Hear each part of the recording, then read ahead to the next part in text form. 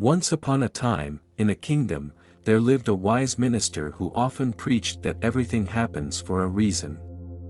One day, while the king was cleaning his weapons, a mishap occurred, and the king's toe got injured, causing him to lose a finger.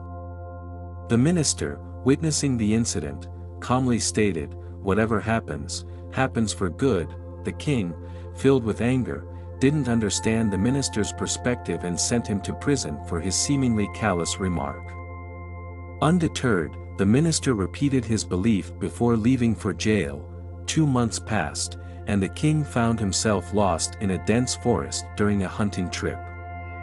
He got captured by a tribe unknown to his kingdom. The tribe planned to sacrifice the king to their deity, but upon noticing his missing finger, they deemed him unsuitable for the ritual and released him. Grateful to be alive, the king returned to his palace, realizing the truth in the minister's words. He released the minister from jail, reinstated him as the prime minister, and asked how the minister remained so resolute even during his imprisonment. The minister explained that his absence from the king's side on the fateful day had saved both their lives. This incident further reinforced his belief that everything happens for good.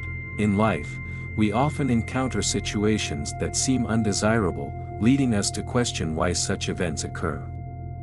But as we reflect and learn to trust the flow of life, we may discover that what appears negative might be part of a greater plan leading us towards progress. Our limited intelligence can't judge the fairness or unfairness of an event in the grand scheme of karma.